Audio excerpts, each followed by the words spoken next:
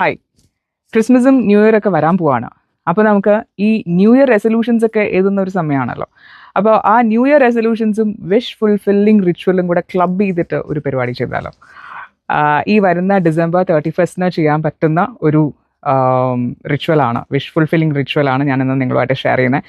December 31 മാത്രമല്ല, എല്ലാ new മൂൺസിനും, എല്ലാ അമാവാസിക്കും ചെയ്യാൻ പറ്റുന്ന ഒരു വിഷ് ഫുൾഫില്ലിംഗ് റിച്വലാണ് ഇത്.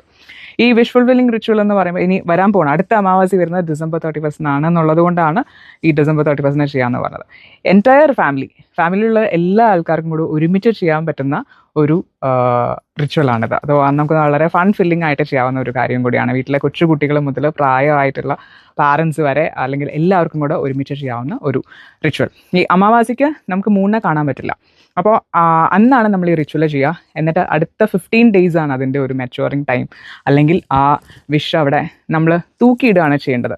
ഒരു മരത്തിൽ അല്ലെങ്കിൽ ഒരു പ്ലാന്റിൽ 15 ദിവസത്തേക്കെങ്കിലും ഈ വിഷസ് ആ പ്ലാന്റിൽ അങ്ങനെ തൂങ്ങിക്കിടക്കുക എന്നുള്ളതാണ് ഉദ്ദേശിക്കുന്നത്. Waxing cycle of the moon 15 days അതവിടെ ഹാങ് ചെയ്ത് കിടക്കുക എന്നുള്ളതാണ്. അപ്പോൾ ഇതിനു വേണ്ടി നമുക്ക് ആവശ്യമുള്ളത് ഒരു പ്ലാന്റ് അല്ലെങ്കിൽ ഒരു മരം. വീടിൻ്റെ പുറത്താണ് നല്ലത്, കാറ്റും മഴയൊക്കെ കൊള്ളുന്ന, അല്ലെങ്കിൽ മൂൺ ലൈറ്റൊക്കെ കിട്ടുന്ന ഒരു സ്ഥലത്താണ് ഇത് വെക്കുക.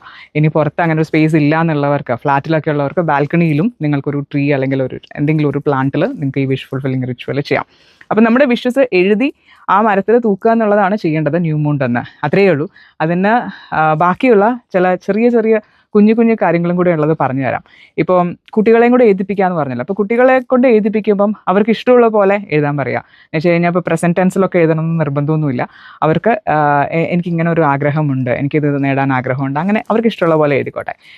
പാരൻസ് എഴുതുമ്പം നിങ്ങൾക്കത് പ്രസൻറ്റ് ടെൻസിൽ ഓൾറെഡി നടന്നു കഴിഞ്ഞതുപോലെ എഴുതുന്നതായിരിക്കും കുറച്ചുകൂടെ ബെറ്റർ.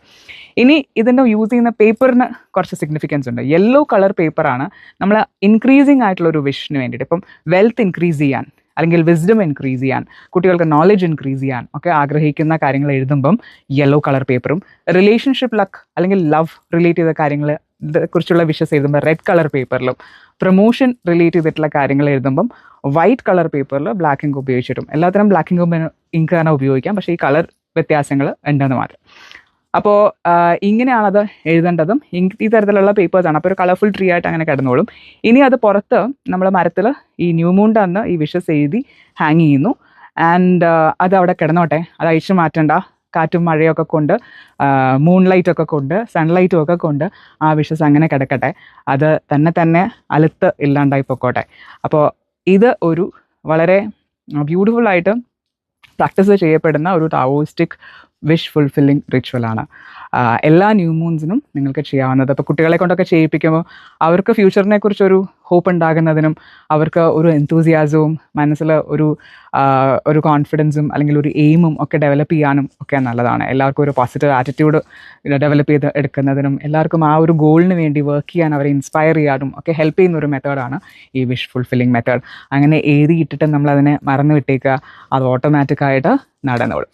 അപ്പോൾ have this fun filled beautiful ritual, especially ഇത് കമ്മിങ് ഡിസംബർ 31 ന്യൂ ഇയറിന് മുമ്പായിട്ട്. Enjoy this with your whole family and wish you all a very prosperous, a very fabulous and magnificent 2025. Thank you.